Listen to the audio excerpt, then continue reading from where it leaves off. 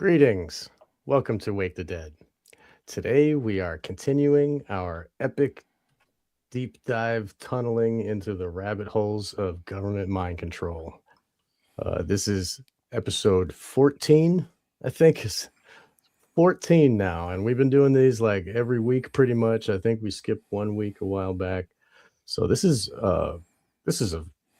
the longest endeavor that Wake the Dead has ever taken, and it is continually unfolding new truths and understandings. Last week, we learned that G.H. Estabrooks is the source of all of the Seth revealed materials, and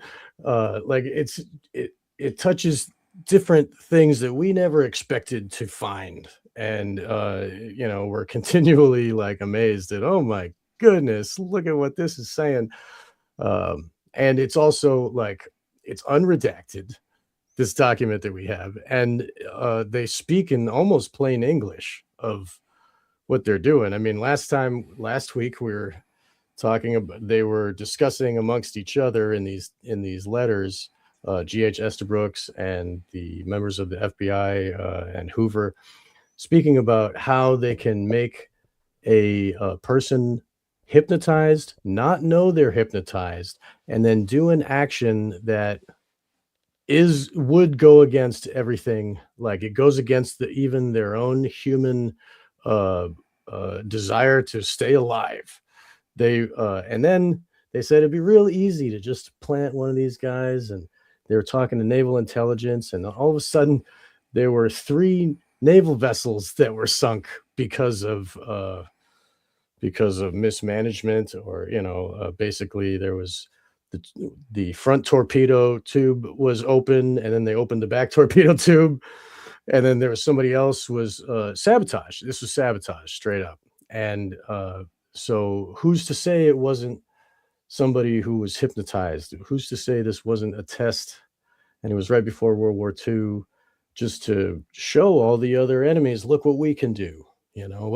What are we really reading about here? I mean, this is much more than, it is JFK and RFK and all of these situations that are just like the Manchurian Candidate film and book, but it goes much more deep than that, and we're understanding about the mind, and we're understanding about government.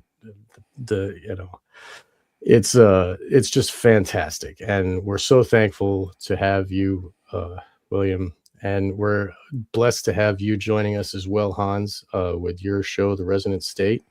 And welcome, Hans. Say hello, and then we'll introduce William. All right, great. Yeah, no, it's been a great series, and there was some real. I mean, some of the stuff we have uncovered is really pretty earth shattering. If you think about it, especially with the timelines, and you're seeing this guy's fingerprints across the decades in a very dramatic way, and then when you tie in Erickson and his connections, etc., it's going right up to the present day. You know what I mean? So that's quite fascinating. And one thing that was interesting, the submarine thing is it's like you doth protest too much. You know what I mean? Like he's like, I'm too soft hearted. I could, if I were to do it, you know. And quick tangent.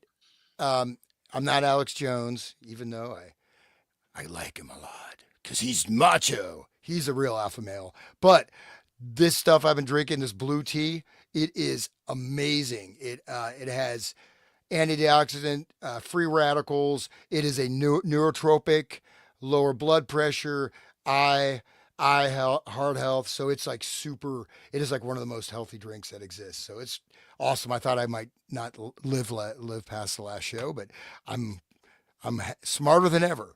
And Hopefully. so all you have to do is juice like 5 Smurfs per glass. Is that what it is? No, it's some kind of kinky butterfly. Tea. It's a butterfly tell them fly. tell them what it is. Tell them. Butterfly, blue butterfly PT, PEA, Oh, not not PE. not the urine of butterflies. I hope the Epstein network wasn't behind it. I Oh just yeah, did a blue show on the butterfly. blue butterfly. That's what they gave out. Oh, really? Yeah, Yeah, I just did a show with a new victim. Like she Oh, shit. last Mm. week. So That was a great show. And thanks. there was, I just saw a kids movie recently called Spellbound, and it started with a big blue butterfly, and then it was all about like MK Ultra type stuff. It was, I mean, it was pretty sick. SRA type stuff too. But it's Yeah. but you don't see it unless you know. It's like one of those kind of is hidden subtext, but all the way across the screen, big blue butterfly with the letters spellbound right there. That's the opening. So there's a lot more to that. We need to look into that. But Right. if They Epstein all was did handing those out, tattoo, right? Didn't that was like a notifying tattoo. Like it got darker. Like yeah, that girl, I forgot her name offhand, but the author of the Blue Butterfly, they were doing eugenics, harvesting eggs, really dark stuff. Like yeah, that's it's starting to unravel. And this new Epstein drops are incredible. I mean, the stuff about Trump and a dead body and all this stuff, like, whoa, he's heavily involved in that in the 90s. So it's really bad. I can see why they didn't want it to come out. Yeah, no. So yeah. it's really Right. bad. But great intro, by the way, Sean. That was a great intro. I think so. I think this is really setting the timeline, just like Han said, setting the timeline back, and it's more appropriate. You're seeing other figures. It's not just like Esther Brooks or West. As West seems to be the leading boogeyman. I keep hearing his name all the time. But these guys are before that. Esther Brooks and Erickson for sure. And probably we can go back. I'm gonna try to this year as my goal is to go back to Mesmer and some of these other guys, but it all went out. One of the fascinating things which you'll see in this document, in addition to William Joseph Bryan, is they mention Honnison. So there's other articles and things. I'm actually in the process of getting some great articles. One's being sent to me right now that pertain and overlap with this document, but you just see that it's multifaceted and also this it's a bigger it's expanded. Like these guys are talking to other academics. They're talking to Hoover. There's a lot of back and forth between Hoover and all of his bosses at the FBI. There's clearly other things going on with naval intelligence and this war. So, right, like our most recent document is right before the war starts, right? 39. So you'll see this kind of this attitude change in Esterbrook's, like, is this wartime, seeing this in the application of these techniques in a wartime environment and also understanding how it's being used by the enemy too. And there's other things they say in here that are incredible, like Germany's the foundation of all this hypnotism stuff. And so you see, I think this gives you a better multifaceted view of this pattern of stuff that they know this secret knowledge. Like literally, they're almost like alchemists or something, where they had this secret knowledge and they kept it secret. This is a document that just came out in 2018, and you can go back. We talked about it last time. Like destroy this thing, destroy copies of it. Like even on 267, copies destroyed, 64. Like from something from 39, like they went back 25 years. I don't know how these copies came out, but these onto the context of this within the American government secrets, vast intel and secrecy networks are really something else. Like we don't know what other documents could be out there. That's why you should support Black Vault. But thanks everything for everybody for following this. We already have 70 live listeners on all these different channels, and a lot of I've just gotten positive responses from this.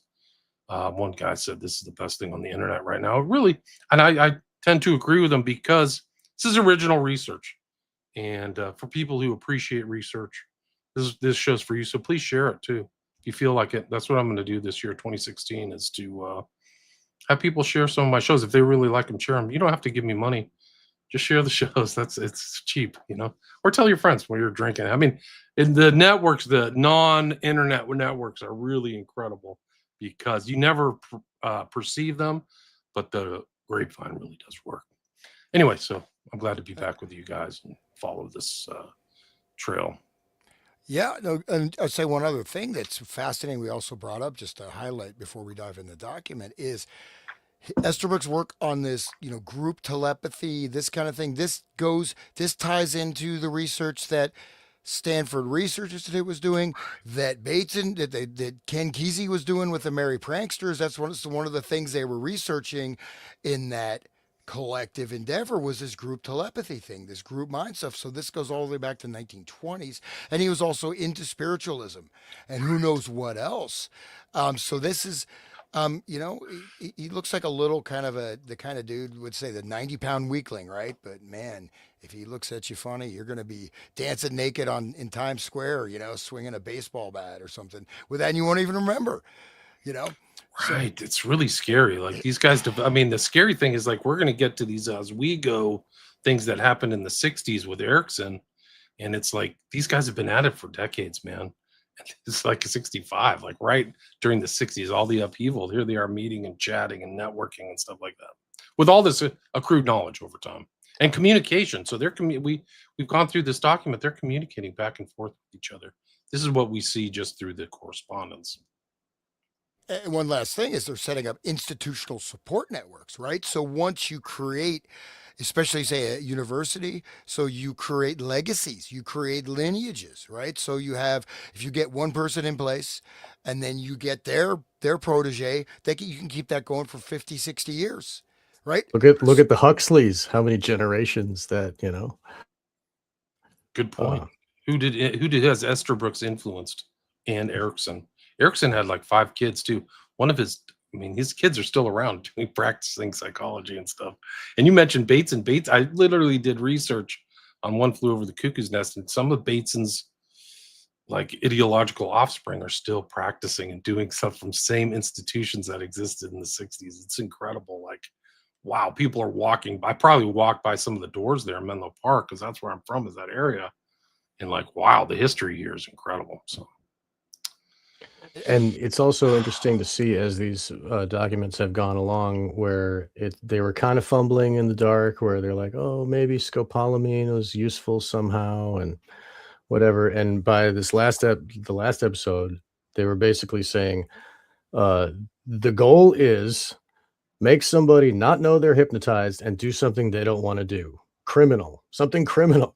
Like, how can we apply this in some way? And it wasn't like, oh, maybe this mind control can like better the world and we can save babies or something. They're like, how do we create criminals that don't know they're being criminals for our benefit? That's where like this the will of the state started off with like, oh, what's the possibility, and then it zeroed in on we're going to control people's minds completely and they're not going to know that we're doing it, and we're going to make weapons out of them, perfect weapons, like the Asian guy said in Manchurian Candidate.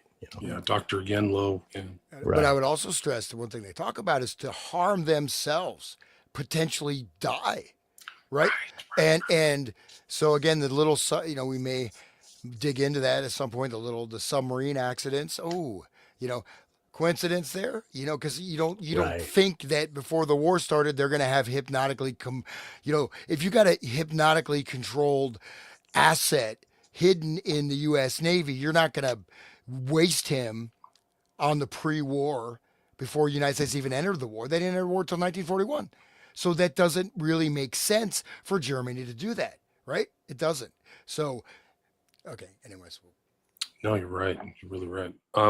But it does as Yen a Lo, if display. you the Go ahead, the sorry. self-killing thing, when Yen Lo says it in one of the papers that he talks about at the famous scene with the 11 members of the platoon, and then at the end, Raymond Shaw, aka I forgot the actor's name, but he kills himself at the end, right? So it actually is integrated into that film. So Condon was on point. Like he must have had access to some documents. I don't know if everything, but And I might add that suicide programming is the cleanup that they put in the brain so that if anything goes wrong, whoop, then they end up, offing themselves, and that's the end of the story. Oh, nothing to see here, guys. And then they will never tell the secrets. Um, there's a lot of uh, formerly SRA abused adults that are overcoming their troubles understanding their minds, and the suicide stuff pops out like it's just when their therapist gets too close to the truth, all of a sudden it just triggers in their heads. So like this is a mechanism of keeping the secret. So it's good that they displayed it in Manchurian Candidate for us to see, because that is a integral part of that whole situation. yeah, no, it's remarkable. And some of these guys do it. Columbine, like they have sketchy, like deep state connections. The parents of the 2 kids, um, their parents were like part of the military or something. once you understand this, you kind of see things in a different light, and you have to analyze each like shooter. Like, what is this person really doing, or who is he, and has he been in the hospital for a long period of time, like Raymond Shaw? And it goes into the same things here. This kind of idea of a stable or somebody being handled, and all those things like that. Like, it's really But something else. but also I mentioned, okay, you have academic research-based institutions. You also have juvenile detention centers, prisons, hospitals, et cetera, Yeah. that The CCC. getting people in place and setting up institutional structures which are clandestine, right? So there's like an organization within an organization, and I think as we go in these documents, they will discuss this again with his, stop smoking, man. Don't go to Esterbrook's or Erickson to quit smoking, man. You're gonna be smoking, but you will stop smoking cigarettes, but you may be smoking something else. Or it may go up in flames, man. So, I Just mean, like Get Out, where she was teaching people to quit smoking cigarettes. The lady with the cup and that was her thing. She would help people to quit smoking cigarettes, put them under hypnosis. That was her profession. It's interesting. by the way, Yeah, I see, it quit all ties into everything. It ties into the modern culture, ties into all these things. day 4. I quit smoking cigarettes. It's day 4, and nobody hypnotized me. Good for Nice. you, man. That's good. That's Four great. To your days. knowledge, Nicotine. you wouldn't remember anyway, right? So You're right. hopefully I wouldn't nobody did. remember. Maybe that's why I was dancing, wearing a diaper, dancing on top of my roof last night. But I don't know. I'm just Maybe kidding. that's why you say you like Alex Jones. Maybe that's what happened. They Alex, program that into all your head right, too. I'm gonna tell you. Okay. Anyways, okay. Let's get into the document. Yeah, before we Awesome. started, one more thing for people who've kind of joined the episodes later, you can go back and watch them all either on the Resident State, Wake the Dead, my channels. Some of them have copyright issues, so they're not all on YouTube. Like, it's really lame because we're commenting on Eyes Wide Shut, and they said that was a copyright issue. Like, Ugh. I'm using color comment. Like, I'm not ripping it off. And so anyway, so you can listen to it on my podcast, William Ramsey Investigates. This document can be found at Black Vault. You probably all you have to do is type in George Hoban, Hoben, Esterbrooks, and Black Vault, and it should take you a link right there. You can just download it if you want to read along. I'll try to expand it so you can see it as well, so people can read along with us. But maybe the most efficient thing is just to download it yourself, have a copy of yourself, and read it that way. That's what I would recommend. Anyways, you guys ready to get started? Let's do it. We Anybody got want the to read? documents. Yeah. That's I'll read funny. first, I guess, if you don't mind. Yeah, Great. go ahead. Please do. Can I do my Alex Jones voice? Yes, Please you don't. can. Or should I read? Should I read it in Indian accent? No, I will not do that. I will be It's the considered a blue racist. tea that's doing that. The Making blue you do tea is maybe it's a little too strong. Okay, I gotta back off. Anyways, here we go. So July 10th, 1939. Dear Mr. Hoover, please pardon this further imposition on your good nature, but I find in my work it is very useful to review the possibilities of the situation. I still don't take this submarine situation seriously. Wait, we didn't read this one, right? Am I on the wrong one? But I'd like to briefly sketch a possible setup for such a case. What page are you on, Han? Sorry. I'm on 273. Okay, sorry about that. Okay. Is that? Did we read that That's one it. last? No, I feel like we were very close to this. So yeah, let's start here. This is it, right? July 24th, 1939. I have July 10th, 1939. Colgate University, Mhm. 273. You sure it's July 10th? Looks That's like what July the 6th. The stamp says July 10th. Okay, you're reading Oh, right, the stamp. stamp. Right, the stamp. The date is July 6th. You're right. Yes. Okay, we found it. 272 on mine. 272. Okay, sorry. Okay. Okay. Okay. All right. Sorry. And if we did repeat it, it won't hurt to read it again. So, please pardon this further imposition on your good nature, but I find in my work it is very useful to review the possibilities of the situation. I still don't take this submarine situation seriously, but would like to briefly sketch briefly a possible setup for such a case. As I pointed out, hypnotism can be easily induced by means of a disguise technique. In other words, it is quite possible for a good hypnotist to hypnotize a reasonably good subject without causing the least suspicion as to what is happening. Here, of course, we would work behind the front of such an instrument as a lie detector. It is then very easy to remove all knowledge of ever having been hypnotized, and it is also easy to render it impossible for anyone to hypnotize a subject in the future. This gives a very interesting setup. For example, by the use of certain post hypnotic signs, that's interesting, right? Post hypnotic signs. It is quite possible to hypnotize an individual while he is sitting opposite you at the table. The process taking about 2 seconds. Then you can talk to him for 10 minutes, wake him up, and he has no knowledge of ever having been hypnotized. Besides that, he has no interest whatever in hypnotism, and should anyone else try the same game, he would be more difficult to handle than a brand new subject who is quite insusceptible to the trance. All this I have outlined before and simply reiterate it to refresh your memory. Now, returning to the melodramatic side, it would be very simple for, say, myself, working in any one of your hospitals, to secure half a dozen subjects without you or anyone else being any wiser. Then it would be a simple matter to direct their interests to the submarine service or any other branch of the Navy. After this, I am quite convinced that criminal action could be obtained merely by the process I outlined in my last letter. I am serious to the extent that I am quite convinced the whole thing is possible, but I don't imagine for one moment that it ever occurred or ever will occur. Of course not. Oh, it never do crimes. Sorry, I didn't mean to interrupt. Go ahead.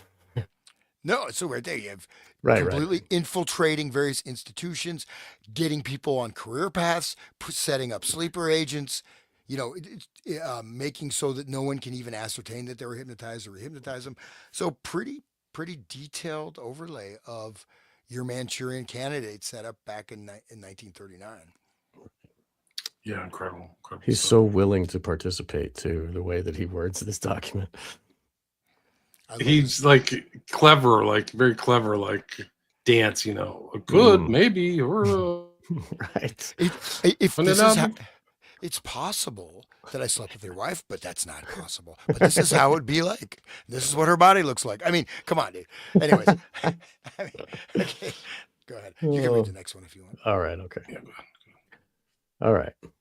Dear Dr. Estabrook. Whoop. Shit. Where was I? Okay. Dear Dr. Estabrooks, thank you very, very much for your letter of July 14, 1939, advising me of a reprint entitled Physiological Reactions Following Painful Stimuli Under Hypnotic Analgesia Contrasted with Gas Anesthesia and Novocaine Block. Is that what I think? Block. Wish you received from Mr. Ralph. I'm sorry, this is kind of weird. It's all smudged and Ralph Brown, psychologist. Okay, Ralph K. Brown. I see, psychology. United States Public Health Service, and Mr. Weber H. Vagel, Fast Assistant Surgeon, United States Public Health Service. I'm placing this information in the files of the Bureau for future reference. Sincerely yours. Sorry, guys, that one was kind of painful. But yeah, that's okay. Psychophysiological reactions following painful stimuli under hypnotic analgesia contrasted with gas anesthesia and Novocaine block. I mean, that sounds very interesting, and it's reminiscent in my mind of what Grok had to endure with the breaking of his legs. I mean, painful stimuli, that's trauma-based mind control right there, right? Yeah. Read the next one, Sean. It's kind of on the same theme. Okay.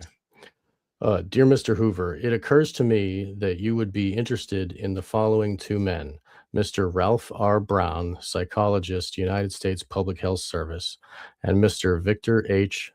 Vogel, past Assistant Surgeon, United States Public Health Service. I have just received a very interesting reprint from them entitled Psychophysiological Reactions Following Painful Stimuli Under Hypnotic Analgesia Contrasted with Gas Anesthesia and Novocaine Block. The work seems to be very well done, and the points are well drawn. Most cordially yours, Esther Brooks. I think this is an important one. What he's saying to Hoover is, I've got these other guys from the United States Public Health Service who are doing tests on making people numb to pain under hypnosis, as opposed to non-hypnotically having drugs applied to them. And you'll see in later things, like we've seen Erickson get people to lift their hand up and see if that's like a thing where they're under hypnosis. And once we get to William Joseph Bryan, one of the things he would do is literally stick a pin through people's hand when they were hypnotized, and they would show no pain. He could actually do that. So I think that this is the same type of experiment. Experimental paper. Yeah. I'll do you one further. People should read Bryce Taylor, because she was abused by her parent. This is kind of graphic, but her dad, in the training of her, in her SRA treatment, to make her numb to pain, he would take a hot poker out of the fire and penetrate her vaginally with it. And then years later, when she grew up to become the presidential whore that she had to be, she was servicing Nixon, and Nixon, in front of his friends, made her open her legs, and he burned her vagina with a cigar, and they watched her face did not flinch, and he was amazed by that. He was like, look at this, guys. Like, this is... So that right there is proof of this is what can be done through hypnosis. Total non-pain separation from the body. Analgesia, right? Right. That's the term. Yes. Feel like reading the next one? Okay. 275. I'm on 275. All right. Thank you for your letter advising me of the article. This is Dear Mr. Estabrooks. Thank you for your letter of July 28, 1939, advising me of the article by Oberman entitled The Effect on the Berger Rhythm of Mild Affective States, which is reviewed in the June 1939 issue of Psychological Abstracts. This information is being placed in our files for future reference, and I wish to express my appreciation for your interest in forwarding it to me. Sincerely yours. So that's another thing we need to dig up and read, right? We should be collecting all these. We did it last time. We were researching on the fly. Like, I put that thing together. But this is for you, Hans. Look up what the Berger Rhythm is. I know it is. So Berger Rhythm. Oh, Rhythm, please. Yeah, Berger Rhythm is the name of my new album. Please buy it, along with a bag of blue tea. That's my post-hypnotic suggestion. $20, $19.99. I knew do have a new album coming out. So, but no, the Berger Rhythm basically. So it was a pretty. I did cognitive musicology, so I did some brainwave stuff, whatever, back in the day. But so the Berger Rhythm is basically, it's using EEG technology to see if someone is lying or not, generally. So there's like a particular rhythm that shows up in the alpha state brainwaves. So that Berger Rhythm is a particular, it's using trying to ascertain if someone's lying or telling the truth using particular brainwave electrical activity, primarily in the alpha state range. I see. So it's like finding the base level and then seeing where it deviates from that. Base level is Berger Rhythm, right? The Berger Rhythm is actually, that's the the Berger Rhythm is. It's okay. We don't. So I think you're right, Sean. That's what it is. It's some kind of natural state between the different lobes of the brain that moves, and then it becomes abnormal with people with brain injury, Alzheimer's, etc. So it's like a baseline, like studying the megahertz that goes on. There's some kind of electrical element to it. It's basically, so it's within it's within, it's sort of like it's a frequency pattern, and then there's slight, pings. I mean, so it has a range, right? So it's, you know what I mean? And so there's pings that would come in that particular rhythm showing, it was believed, showing if someone's lying or telling the truth. So you'll see little within that frequency range. That's, you know what I mean? So it's still in the same range, but it's showing not necessarily anomalies, right? Because there's going to be lots of different effects on that rhythm depending on different states or different stimuli or whatever. You know what I mean? Does that make sense? So Right. it's still within that thing, but it's like there's a little juice, so to speak. It also shows this international element. Burger is German, 20s. So you're seeing this interplay. These studies are like international. They're all playing off each other. It's really something else. And it I ties mean, back into the original Manchurian Candidate of all these funny last names and, Slavic people and all these other people involved. Zandor Zavost. I'm Yeah. Hungarian, right? But I mean, it just goes to show that globalism has always been there. You know what I mean? And when the whole pandemic happened and the whole world stepped right in line, of course it was the same back in the 30s. Like, yeah, duh. IG Farben is like, still around. Like they built up the Nazis to be what they are, and then they took the best pieces of it and dismantled the rest. I mean, it's all one it's one big plan. It's just been rolling along. I mean, I'll shut up. I'm sorry, guys. Read the next one, 276. All right. 276. Mr. J. Edgar Hoover. Dear Mr. Hoover, I note an article by Oberman entitled The Effect on the Burger Rhythm of Mild Affective States, reviewed in Psychological Abstracts, June 1939. Apparently, he feels that it can be used somewhat as a lie detector. On the other hand, the apparatus is a pretty complicated one and by no means as convenient for use as the regular apparatus we use now. I thought you might be interested. Most cordially yours, Estabrooks. So they like the psychogalvanometer better, right? Or at least Estabrooks does. But this is just another aspect of Estabrooks, not just the spiritism, ESP, hypnotism. He's also involved in the lie detector. And this Right. burger effect, burger rhythm seems to be an element of it. That's why when you see like somebody, if people recall people being administered a lie detector, that little nod is like the brain waves, right? So probably one of those is the burger rhythm. It's the baseline, just like you said, Sean, I think. Right.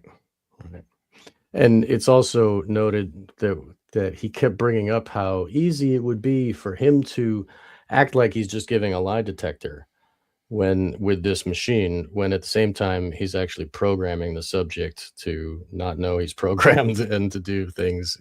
He said that a couple episodes back. He was saying that the lie detector is a perfect excuse for me to go in there and have time with the person, and he could make it look totally normal and legit. And the lie detector is so ubiquitous now; it's like used everywhere, even though it's been debunked in court. They still use it as if it's truth. I wonder what the true purpose is. What is there more to this? It could, because the original intent that Estabrooks had was devious, if to say the least. I'll tell you a funny personal story. When I was in law school in DC, we had F. Lee Bailey come. This is probably 1996, literally 30 years ago.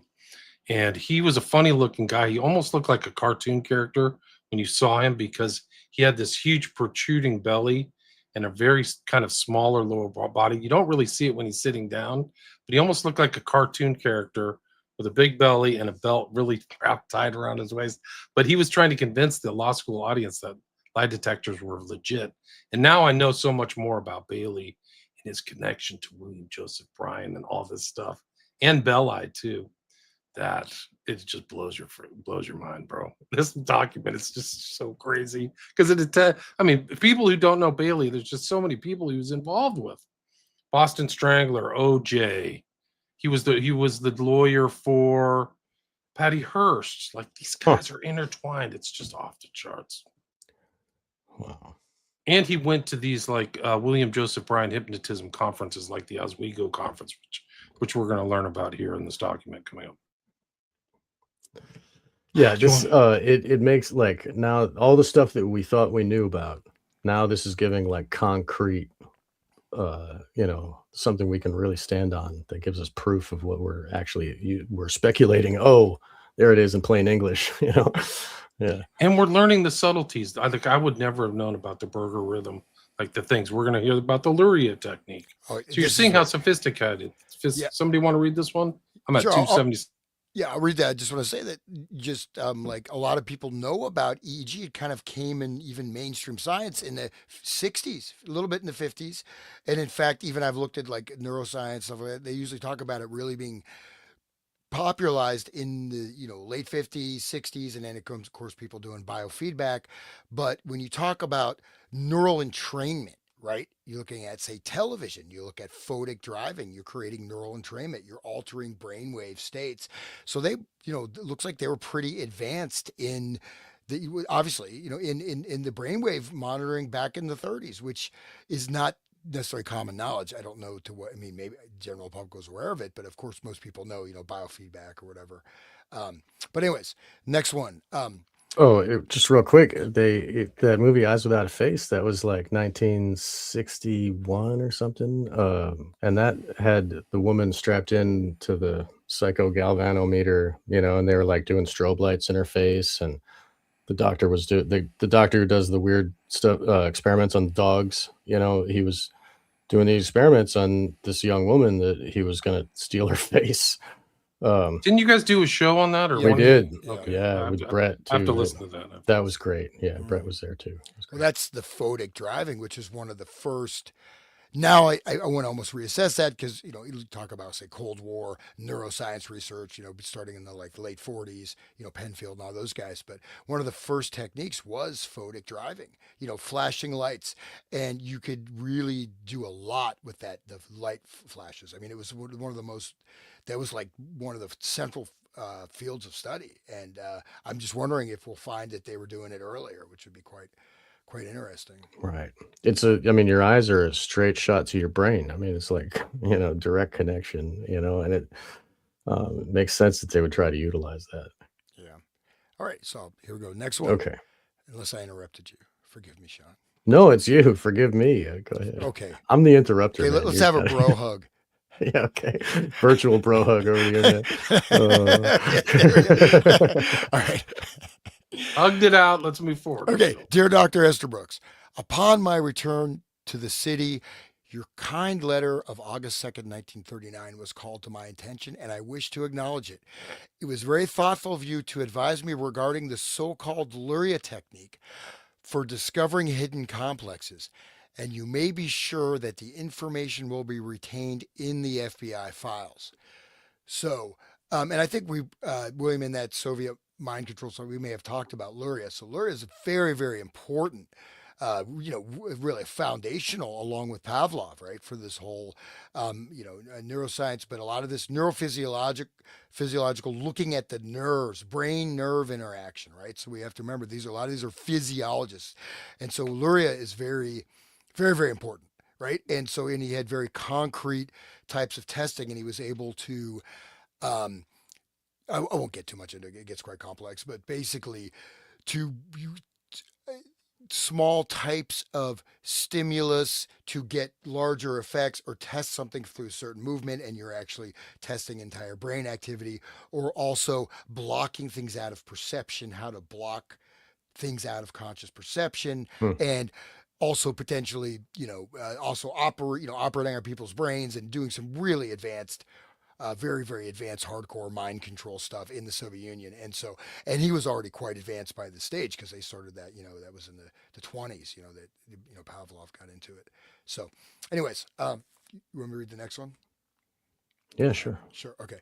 And remember, this is the Soviet Union, right? The communists, and Luria Right. is a communist mind control guru. That is, and he, again, they don't have that kind of, not that these guys have a lot of humanitarian standards for their clandestine research, but I mean, there you can do whatever you want, man. You know what I mean? Right. There's no limitation. You can do human subjects all day and night. And look at how they applied these techniques onto their population. as the Soviet Union expanded and grew. And look at the difference between East Berlin and West Berlin. Um, there's different versions of mind control. You know what I mean? West Berlin, people thought they were free, and right Berlin, they were like under the gun, and or East Berlin.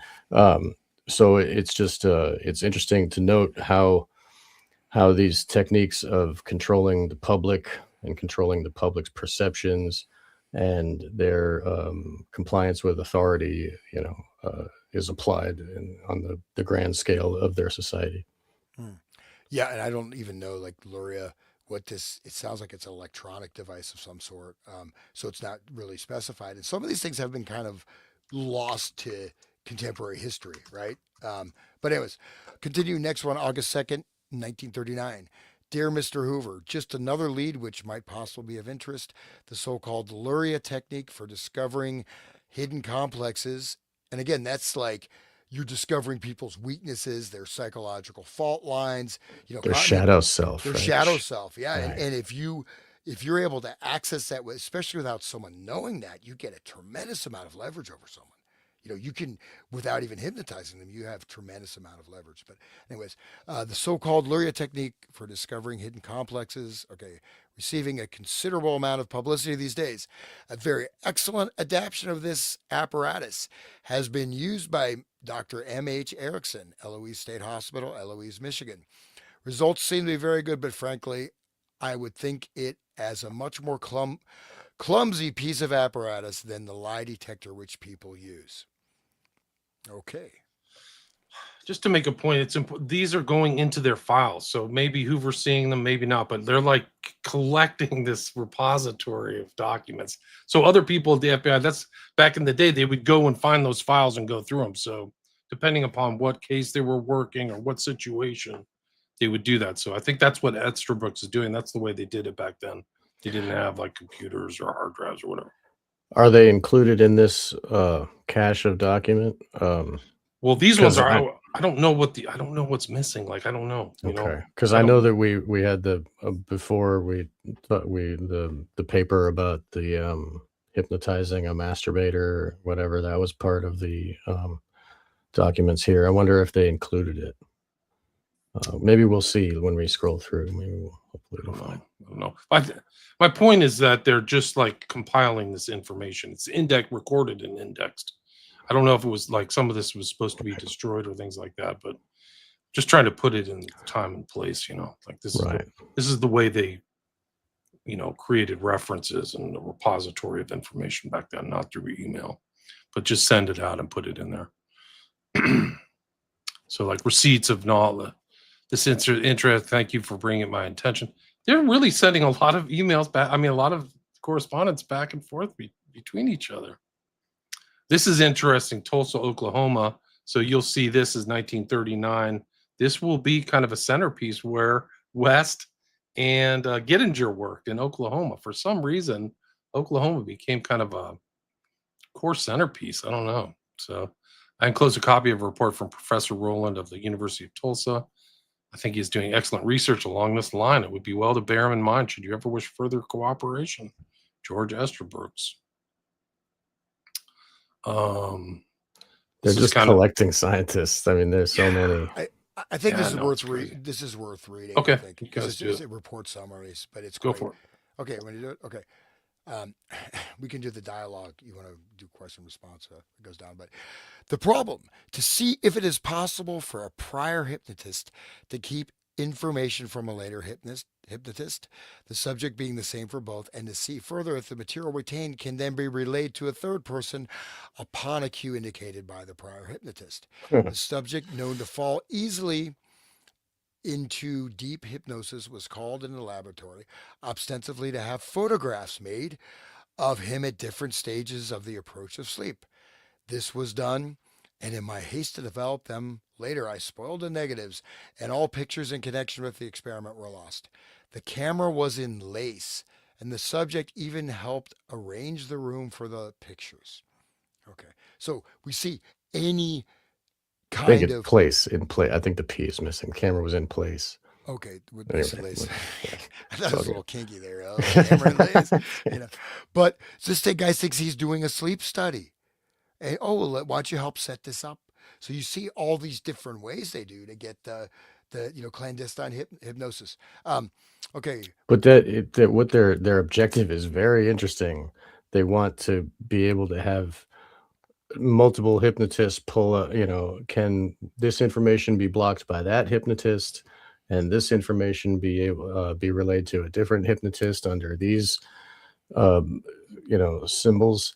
So that is very interesting because they're during wartime they're sending people to do intelligence work under hypnosis, and if they get captured and the Manchurians know that this is a hypnotized person, they might try to hypnotize and get that information out.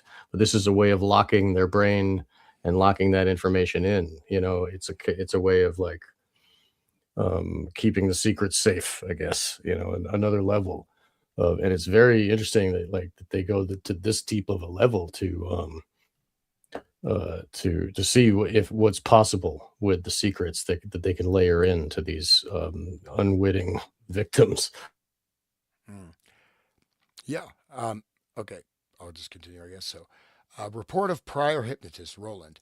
While the subject was asleep, the prior hypnotist Roland first gave suggestions about the subject's fingernails. He bites them as have his father and mother before him. He he says he dies. That's a typo. He does not remember ever having seen his mother and father with nails that were long enough to be trimmed. Last year, the prior hypnotist in the experiment helped him materially to rid himself of the habit of biting his nails. But the case is a stubborn one, and at no time did he go longer than 6 weeks without biting the back to the soft tissues of the fingers.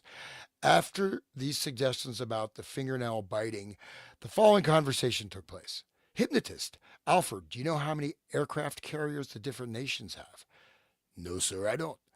Well, I'm going to tell you. England has 8, Japan 6, Germany 2, and Italy 1. Did you ever hear those numbers before? No, sir. Do you know what an aircraft carrier is, don't you? Yes, sir. Now, what were those numbers of the aircraft carriers for the different countries? And there's a footnote or whatever. The subject is a sophomore and has a percentile standing of 12 on the Ohio State intelligence test. Was captain of the freshman football team. Uh, England 8. So subject responding. England 8, Japan 6, Germany 2, Italy 1. Hypnotist. That's right. You will remember these numbers and will not forget them. Now, Alfred, tomorrow you will go to Dean McLeod's office. That is a reasonable thing to do. You'll ask him how you're getting along in your classes. One should check up with his dean occasionally. You will go to his office and ask his secretary for an appointment. One had already been arranged by the prior hypnotist. While you are in his office, you will ask him to put you to sleep and give you some suggestions about your fingernails. While you are asleep, he will try to get from you the information about the aircraft carriers, but you have forgotten it. No matter how hard he tries to get the information, you will not be able to remember it all. You will have forgotten it. Later, however, in talking to your history teacher, Miss Meyer, you will be able to recall the facts and will call them to her attention. You will wait for her after class and will give the figures to her on the way to her office. Thereafter, suggestions were given to the subject about absence of eye strain, etc., and he was awakened. A picture being snapped as he opened his eyes. Quite interesting, huh? So you see, the dean is participating. This whole underground network.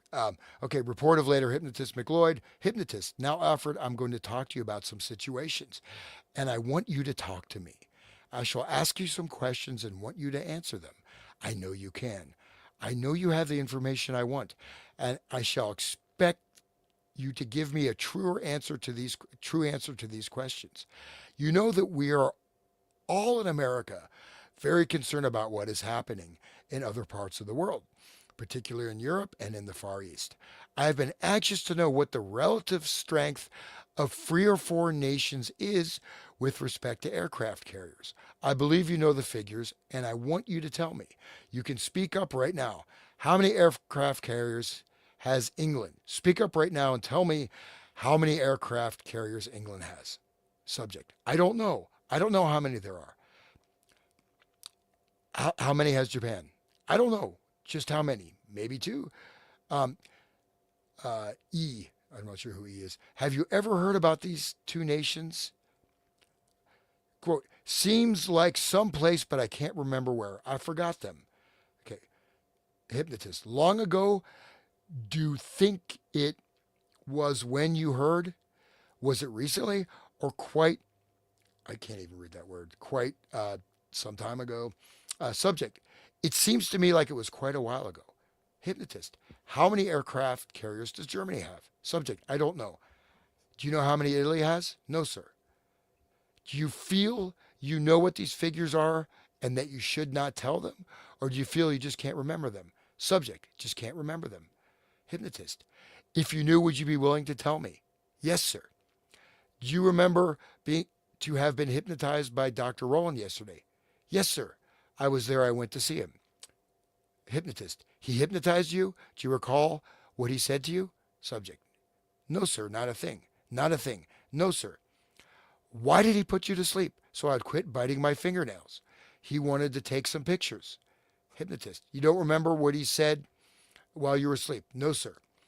Um, okay, so I don't know if we want to keep going, but It's important, just like this is the application of that. This is how they create the amnesia. They test the amnesia. The doctors, it's really creepy. Like when you see these doctors, how much power they have over these people, they don't have any clue what they've gone through. And it's part of that hypnotic. This is a very important document. This one, I'm glad you read it. yeah. Okay, now we go to the Professor Carolyn Myers. So again, we have the hypnotist, we have the dean is also involved in hypnotizing the subject. The subject has been programmed to take actions, to say things, to go places without his knowledge and his memory and thinking it's his own volition, right? And like the thought put in his head, oh, you should go see your dean every once in a while. It's good for you. Like I never saw my dean in Ohio State. But anyways, so this is a history professor who again is in collusion. So Alfred came to the class and was the only person in the room when I arrived. I came early to give him a chance to give the information he had been instructed to give. I brought up the subject of war and steered as close as I dared to the matter of aircraft carriers, but Alfred said nothing about them. At the close of the hour, as I was going to my office, Alfred followed along after me and gave me the information about aircraft carriers. His figures were correct. I asked him how he happened to be telling me these things, and he said, Dr. Rowland told me to tell you. Uh, then conclusions. The easy conclusion is that in one case, at least, it was possible for a prior hypnotist to keep information from a later hypnotist. Two, the questioning by the later hypnotist was rather strong. Here was a student talking to the dean of the college. However, one could only conjecture that the outcome we could only conjecture the outcome of probing under third degree methods, e.g., torture. Okay. Three, certain cautions would have to be introduced for military use. For example, the prior hypnotist forgot to remind the subject that he was never hypnotized, and the fact that he had been hypnotized cropped out under cross examination. Another caution would have to be introduced. When the latter hypnotist asked the subject direct questions about aircraft carriers, he frowned. The latter hypnotist interpreted the frown to indicate the effort to remember and not a desire not to respond. In order to render the subject more useful for military purposes, we would have to cause the subject to forget that he had ever been hypnotized and prepare him beforehand with the kind of questioning he might expect from the later hypnotist. Wow. Okay. Yeah. So Sirhan's not going to be telling anything when they got him on the stand or whatever. I was thinking the same thing. Incredible stuff, guys. Yeah, really. September 28th, 1940.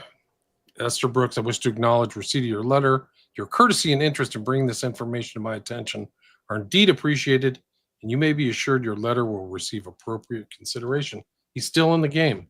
J. Edgar Hoover's still in the game. September 28th, 1940. Anybody want to read this one? I have 286. Yeah, you can keep going, William, if you don't mind. Dear Mr. Hoover, may I again trouble you on my old thing? Make the following statement fully aware of the serious implications which it contains. I myself am quite convinced that the explosion at the Hercules powder plant could have been arranged by a good hypnotic subject, properly placed with the proper orders. I believe there is good evidence that such a subject could commit such a crime, even if it resulted in his own death, as it very probably would. Cordially yours, G.H. Estabrook. So I think that was something that happened in New York City. It's a huge explosion. So this is like stuff happening on the lead up to war, right? And though, I mean, you look at wartime propaganda. Oh, the Germans are blowing up our power, our powder plant. And they talked earlier about even industrial sabotage, right? And factory stuff way back at the very beginning. And at the bottom of this, please note an article in the Journal of Psychology, 1941, 1163 to 102 by W.R. Wells, Syracuse University. Experiments in the hypnotic production of crime. Wow. I mean, it's It the all, same yeah. same thing they were doing with the ships, right? And he's bringing it up again, like, look at what happened. I'll bet it was one of our guys, you know.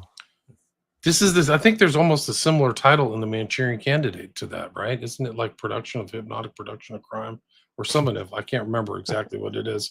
The Hercules powder plant disaster happened on September 12th, 1940. So this is September 23rd, 1940. 52 people were killed and 100 injured.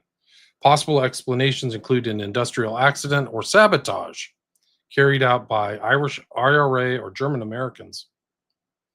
Martin Dees Blame thought the Irish. Nazi agents were responsible for the blast. Wow. Remember, the IRA kind of worked with the Germans at that time, if I remember. But that's what this cover story. You never know. False flag. Like Right. you looked at this submarine sinkings, et cetera. So there you go. Right. So this again, we have that thing. If you send out the assassin, you put the blame because you want to go to war. Right. I mean, look at just Pearl like all Harbor. the school shootings, you send them out, and then Obama cries on camera and says, we gotta have no gun law. They gotta more gun laws and more government and more control domination. Same thing, like the whole thing with like Israel paying for Hamas, like creating Hamas basically, and now they had this whole thing because Israel created them on like we created ISIS, and even Hillary Clinton talks about that. Like, this is it's the same old game. They never changed the playbook. It's funny because it works. It works. Yeah. I don't know if you guys want to read. I think we can skip this one. There's some interesting things in there. I think there's so too.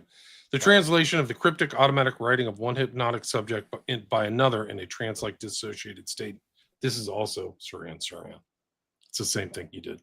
There's like a lot of writings of automatic writing and stuff like that. RFK Must Die. It's actually a title of one of his books. Yeah. I mean, some of this. The other thing that's interesting. All work and no play make jackets all bold. Almost like that. One of the things about this is that they actually have protocols in here, which gets really scary. So Erickson's showing how to do this, like how to actually go through the steps.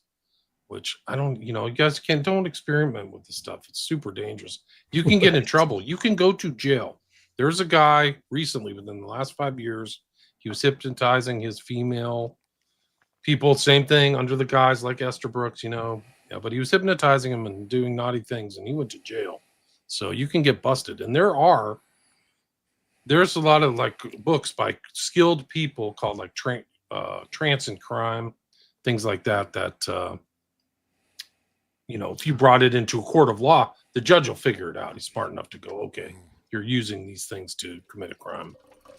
What about Nexium and the, branding the women and like how they were under hypnosis? Like that was next level. And the whole cult mentality, that whole thing.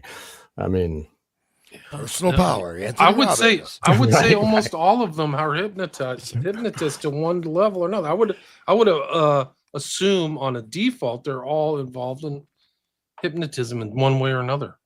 If they want power over somebody, that's like the ultimate mind control, right? Is the mind control. Right. But one of the sort of let's just have a little fear porn is that it shows that you have this integration into institutional stuff. What if they did this stuff in elementary schools? It's possible that there could have been even group hypnosis done in the lunchroom, with, you have some, low rent magician or whatever. You know what I mean? There's all kinds of things, and this shows that they're getting all these people that are just to participate in something that on the of course say it's your patriotic duty, but I wouldn't be surprised that powder explosion was very potentially a false flag, and he's implying that, just like the submarine sinking.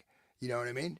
Because again, pre-war, why would Germany antagonize the United States when they didn't want them to enter the war? Because it was, why would you want this huge, powerful country to enter the war that they were winning at the time? You know what I mean? So there's not a logical connection there.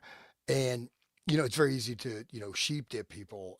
And so I think that's just important to keep in mind. Right. Let's see. So Let's see, where should we go to Where are next? we Are at? we at I think the September 30th one is a good one. The other ones are just kind September of misses. 30th? This is October 11th. Okay. September's after that. Yeah, let's do You that. want me to That's take 302. Yeah, why don't you Yep. do it? Do you want to read it? Go ahead. Okay. Dear Mr. Hoover, I take the liberty of forwarding you an article by Dr. W.R. Wells of Syracuse. It seems to me that this article is extremely significant, recorded and indexed. May I suggest that if you and our military people are unwilling to use, there's a stamp over that. Some of the more unethical. Thank you. Yes, that's important words to read. Okay.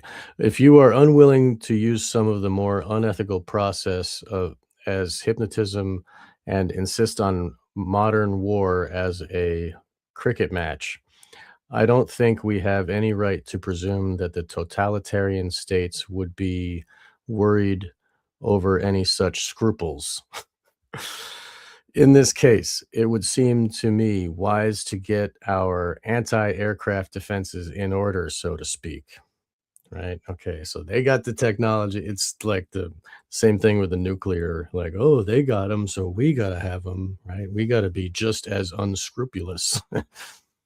Okay, I'll keep going. As I said in a previous communication, there is no reason not to think that it a reasonable possibility that such a disaster as that in the Hercules Powder Company could not have been produced by this means. I don't maintain that it was, but I say it could have been, and if somebody decides to use this weapon for sabotage, it might prove a pretty serious matter. Cordially yours, Estabrooks. So he's really putting more force behind the same sentiment that he keeps saying over these letters. It's really reiterating with much extremely significant, he says. Yeah, interesting terms in here too. The weapon theme is there again, right? It's Right. referring to it as a weapon. So right, and the modern war is a cricket match, right? Or the old this new war that they have is like 5D chess, as they say, right? these are just incredible. This is what, December 27th, 41. So this is after December 7th, right? 41. That's when the World War II officially started, I guess. Right. Bombing of Pearl Harbor. So the FBI, dear sir, attached here too are copies of a communication received from G.H.S. Brooks of Colgate University, whom the Bureau knows in connections with experiments to hypnotism. That's Nathan. So this is like things are ramping up, like so the war has started. December 15th, this is Nathan going back to Estabrooks. I fear that this is somewhat of a ghost from the past. I still insist that there are very definite possibilities for the military use of hypnotism or hypnotism, and I'm hoping that somehow, some way, you people in Washington will give myself and my friends an opportunity to demonstrate. By my friends, I mean in particular Professor R. Wells of Syracuse and Professor L. Rowland of Baylor University, Texas. So it's all the way in Texas, and that document that you read, Hans, was mentioned Rowland, right? So it shows that this is not just some geographic location in New York or Washington, D.C. Literally Baylor. I think it's Austin, or is it between Austin and Dallas? I forgot. I get the sense that they're chomping at the bit to go do this stuff in real, experiments. They're just ready. Oh, war! Oh, here we go, guys! Right? If you think war is just a cricket match, go ahead and enjoy, boys. Right? Yeah, war is a cricket match. Of course, one of the most boring sport on earth. Right? Yeah. Next most boring sport is watching paint dry. Now, I've actually watched. I've never gotten cricket, but like in India, people love cricket, and the matches will go on for like 6 hours, man. But they get into it. I don't know. I just don't. I haven't gotten the cricket But bug. that's because they were colonized by Britain. I mean, Yeah, they but wouldn't be playing that. It wasn't but just, but that wasn't the cricket is case. a very slow, methodical. For Americans that don't know cricket, they have the batsmen. They come up, doom, and they do good. It's very like slow. There's not much running. I mean, there's a little bit. There's not a lot of. It's more strategy and action and very very slow paced game for at least by compared to like soccer or football. So he's implying, anyways, sort of a derogatory. Man up, Hoover. Yeah, man up. Copies destroyed 1964. So somehow the copies got here. I mean, it's just something else. I think this one's pretty interesting. Does anybody want to read this one? The War Department, February 14th, 1942. Sure. Yeah, this is quite interesting. So War Department MID subject possible effect of hypnotism on employees. Summary of information. The following letter forwarded to this office from a confidential source is quoted for your information. Dr. M. Lashkandi, internationally known as Russing psychiatrist. No idea what that means. Okay. I think it's just a typo. Russian, maybe. Rushing, who knows, has informed the Commonwealth Club of California of imperceptible, undetectable Nazi propaganda and sabotage based on the reconditioning of human reflexes by various techniques, including that of downright hypnotism. Ishardowski stated a devastating possible effect of such work upon such employees as railway switchmen, a columnist in the San Francisco Examiner in late October or early November 1941 states that the increasing unexplained illness among railway employees has actually been observed! Exclamation point. Andrew Salter's article, Hypnotism, Life, November 10th, 1941, pages 83 to 91. Okay. Pictures of notorious German hypnotism, Manussen, Hannison. Hannison. Okay. Whose one-time employment by Hitler was fully discussed by Pierre Van Passen in Cosmopolitan about a year ago. The foregoing are random examples of a tremendous case that could well be prepared and documented. Special agents of FBI stated that, well, the theory hands together, that's an archaic expression, I guess, that can only wait for legally overt actions, which are, of course, unnecessary for sufficiently clever propagandists and saboteurs, and which, of course, will not be committed. Yet, FBI apparently cannot or will not take the initiative to prepare the American people against that which they cannot prevent. I know that this matter was long ago given to the American Legion, the Army, and the FBI. If the research personnel of the Army and FBI have no time for such a problem, assuming that it exists or may sometime exist, might it not receive attention from the Civilian Defense Administration, especially now that a college president directs that activity? Some of my own work along this line have been encouraged by the Commonwealth Club. I shall greatly appreciate your suggestions for prevailing upon the government to give information to enable the American public better to protect itself against such above-mentioned possible attacks. For reasons unnecessary to state here, I need such suggestions. Thank you for many past favors. Sincerely, redacted. Can we assume that's Esther Brooks because it's in this file, even though it's not there? It's about hypnotism, war, and he's putting this out there. Undetermined evaluation. Yep. It also is just distributed to all these different places, not just the FBI. General headquarters was distributed to Congress, Attorney General. So this is bouncing around the halls of our government during the war, and it mentions Hannison. Like, this is incredible. I've just posted an old interview I did with Luke and Johnny Pinglosh of Power Politics Mapping or whatever. I forgot his. But Hannison's an important figure in Hitler and is a hypnotist and had the Museum of the Occult. And then the Reichstag fires, and within a week he's dead. Like, somebody killed him and dumped him in a forest. Like, and he was a hypnotist too. He's also Jewish, which didn't help at that time.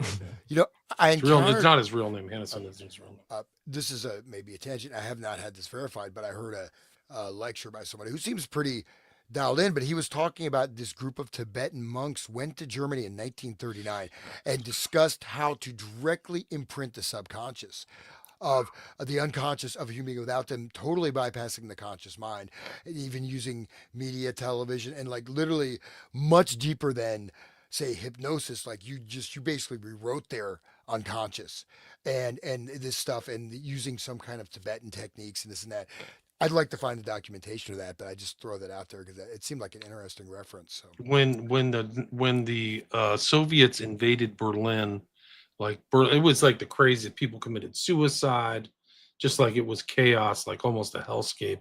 But they found the dead, like 500 dead Tibetan monks in there for some reason. They all committed suicide. Like, it was just a catastrophe. They couldn't get out or something. So I know that they're around. But one of the interesting things that kind of overlaps with a lot of this mind control is that Henry Murray, was the guy who literally in my opinion, tortured. What's the guy who was the Unabomber? What's his name again? Ted Kaczynski. Ted Kaczynski. During this time right now, Henry Murray was going through all of Hitler's archives and trying to put together what was given to the heads of a psychological analysis of Hitler that was called The Mind of Adolf Hitler, became that. But Henry Murray mentions Hannison as this guy who had a hypnotic influence on Adolf Hitler. So having it in this document as well is also remarkable. I'm pretty sure that this is Esther Brooks. well, you know, And he and had one more It's thing. probably just before- redacted because it went out to the whole War Department because they didn't, Commonwealth Club is probably the #1 club in California. Very Tony, super high end, and has 2 clubs like in downtown LA and one in San Francisco that caters to the elite. One is on like Nob Hill or something like that. Like, there's some clubs people don't even know in California. One is the Pacific and Union Club. You can look it up. It's never in the paper. It's really incredible. But anyway, this is going, he's mentioning all this kind of high level stuff. Sorry. Those are the guys that wear boat shoes on the sand of the beach, right? Whatever club. And their boat in their deck chairs. Okay. That was from the first episode where Hoover was in front of the pictures. Okay. Where are we at now? 308? I have 308. Yeah. Okay, so redacted where it's from. But it's J. Edgar Hoover's writing it. Or where it's to, I guess. You want me to go? Are you guys muted? I guess. oh no, I'm not muted. Go ahead. All right. Okay, we'll go. All right.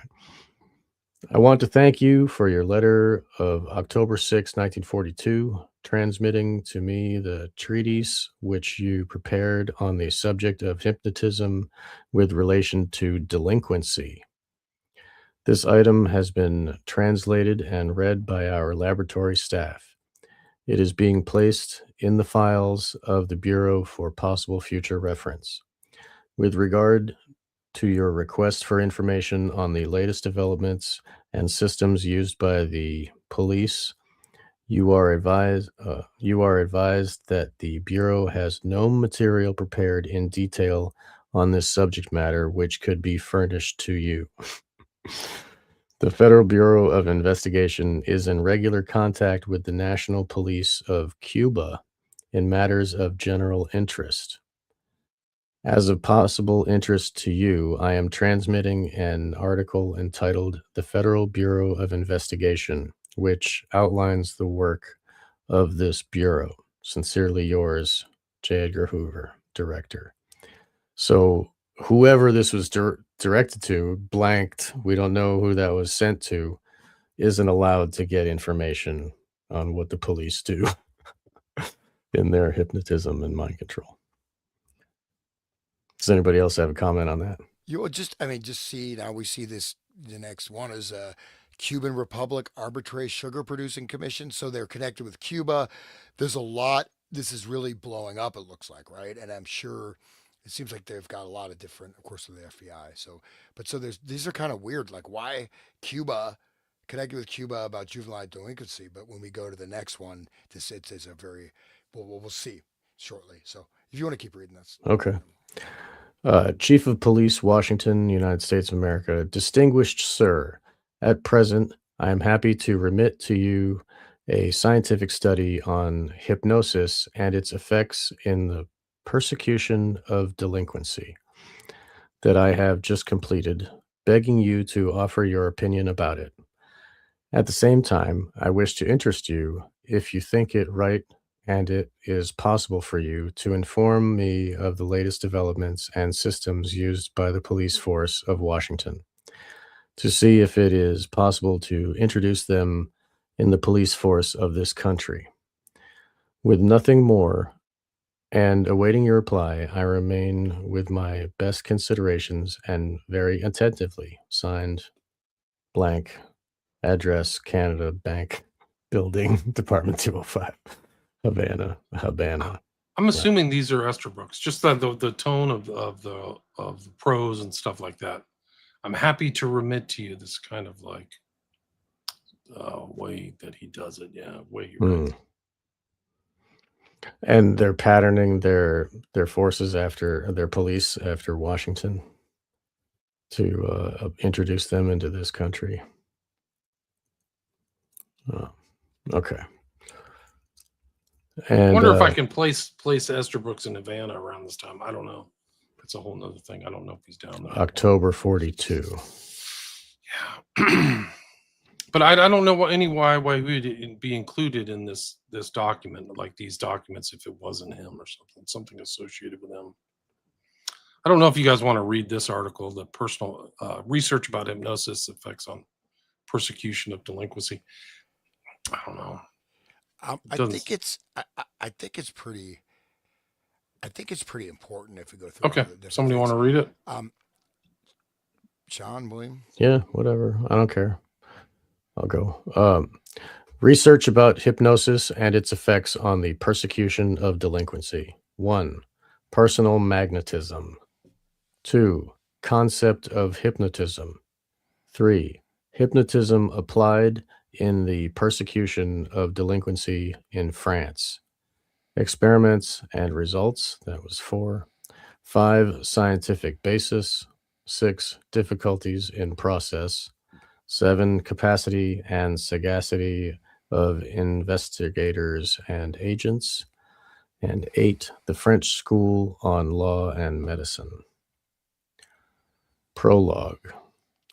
With the purpose of contributing with our modest efforts to the arduous and difficult work performed by the police force of Havana, we have also tried to contribute in the investigation of crime to the persecution of delinquency, studying this subject through the following points of view. Scientifically recognizing the concept of hypnosis in the individual, we have wanted to approach the understanding of it and its effects on criminal matter. As is natural in accord with the postulations of physiology in relation to psychology, we define the concept of personal magnetism, a topic for subsequent studies. Also, having made the previous observances, we give a clear concept of hypnotism from the legal medical point of view in its specific application to the fundamental theory of the police force. And we make reference to the application of this part of psychology in the police laboratories and their results, but always in the most simple manner possible so that it can easily be put to practice. We have not forgotten the difficulties that may arise in the use of hypnotism in police measures, but we give little importance to that because in all times, police agents have come across and will come across multiple difficulties in their investigation for several known reasons: interest created from society, fear, collective incompetence, distrust, inequity, complicity, concealment, etc. And that is why we do not hesitate to retrograde in solving the problem just as we expose it. And finally, venerating the memory of the illustrious predecessors of Cuba as well as of heroic France, we have followed in our studies the footsteps of Richer, Gouillet, and Foulet, and the inspirations of the famous criminologist Dr. Jose Antonio Gonzalez Lunuza and other Cubans and contemporaries to whom we express immense gratitude. Havana, September 1942, signed, redacted. Okay, great. I'll just continue because this gets where it gets kind of interesting. And again, this is the Washington police force connecting, and they're into it. You know, And the Washington, that's DC, right? that's DC. Yep. So that's not United States. It's separate, right? It's not a normal police force. Okay. Yes. Because Washington D.C. is its own little country. It's separated from the rest of the country, neutral territory or whatever the hell. But it's one of those city states, that has its own governance. That's why Trump was able to put the military in Washington D.C. because he can do that, because he's like the leader of the police of Washington, as well as the leader of the army and the whole military, all that crap. Anyway, that's just another piece to note because of the fine legalities of the paperwork that is Washington D.C. Hey, William, I just interested the use of the word persecution. We would currently say prosecution. What are they talking about? Persecution of delinquency? Are they talking about creating it, or I'm wondering how they're using that term. I think they're trying to say they want to stop delinquency, so they're going to kind of persecute them and use hypnosis. Okay, So it's predates like West, who was very much involved in that with Ronald Reagan, by the way. There's some pretty interesting articles about Jolly West and Ronald Reagan trying to fix juvenile delinquency. So it seems like one of the many issues they want to address, but that's what it seems. I bet Ronald Reagan is one of those program multiples. But that's beside the point. That's a whole another story. He has a Hollywood background. I mean, that too, yeah. Well, they used to call him Commie Ronnie because he was a super communist, and he suddenly becomes this conservative icon, and then becomes president, and then takes all of our manufacturing and sends it to China. Isn't it ironic? Welcome to Cleveland, right? Right. Yeah, right. Welcome to Ohio, man. Yeah. But anyways, here I go. This is a little bit. I find this to be very interesting, so I'll continue. So, research about hypnosis and its effects in the persecution of delinquency. Personal magnetism, psychic phenomena, has existed always throughout the ages, passing because of difficult. The studies of Mesmer, author of the theory of animal magnetism, and his disciples Purgaser, Delafou, Potet, and Lafontaine, up to Richer, and the contemporary psychologists whose consecrated theories, so sacred, right? Consecrated theories, not just celebrated. These are consecrated. So that's fascinating. Okay, consecrated theories act as a basis for present experimental psychology. We shall give a brief explanation of hypnotism as a psychological manifestation applied to criminology in the investigation of crime and the examination of the guilty. We do not wish, nor do we have to explain, among other psychological phenomena of physical effect, the meaning of magnetism. This question has already been solved by Mesmer and his successors. That is, quote, it is animal fluid, potential force produced by the animal that hypnotism makes use of in order to unravel with precision the functional task of its action. So I know we're talking about electromagnetic field theory, psychic fluid, this kind of far out. Okay, anyways, concept of hypnotism. Hypnosis or hypnotism is an artificial dream produced in the agent by virtue of fluid radiations launched forth by the operator and which find reverberation in its animal magnetism. So so literally they're talking about energetic psychic force transference, right? Psychic energy entrainment, right? It flew, and so the fluid they're talking about ether or something. This is before Mr. Einstein, sort of got ether. Well, basically ether works. That was a big part of the theory of relativity was to remove ether. But anyway, so it's pretty. Okay. Anyways, interesting. So fluid radiations launched forth by the operator. Pretty fascinating. Okay. Hypnosis as applied to the persecution of delinquency in France. It is already 50 years that the Municipal Office of Paris and the General Commissariat, or Chief of Police Office, tried to apply hypnosis to certain dangerous subjects. So 50 years, man, that's like 1890. To certain dangerous subjects, as I define today, the positive school of criminal science, in order to obtain through this method an indirect declaration or partial confession of the criminal acts realized in certain circumstances, time, and place by the subjects submitted to this process. Experiments and results. From the start, the process has given magnificent results. However, not always with the chronometric exactness, because this element of investigation is auxiliary and should be used in connection with others. Therefore, the declaration of the hypnotized subject may later be proven by thorough investigations, witnesses, secret information, etc., in accordance with the police systems now used. Hypnotism as a part of the general psychology, to the point that it exists, has been applied in the development of medicine and surgery with great benefit. The great achievements in medical surgery at the present time cannot be ignored. For example, in psychiatry as a cure for the insane, abnormal, and partially insane. In legal medicine, in application for the prevention of delinquency. So what is that, right? That's mind controlling subjects. If they haven't done it, what is it? Pre-crime too. Yeah. And criminal law, all the contributions that general psychology and medicine have given the juries, especially to that general psychology, especially to the precognizers of the positive school of penal right for the present codification of criminal matter that has had so many advances in the world at the present time. I think there's some interesting terminology to maybe look up, but you may know William. Anyways,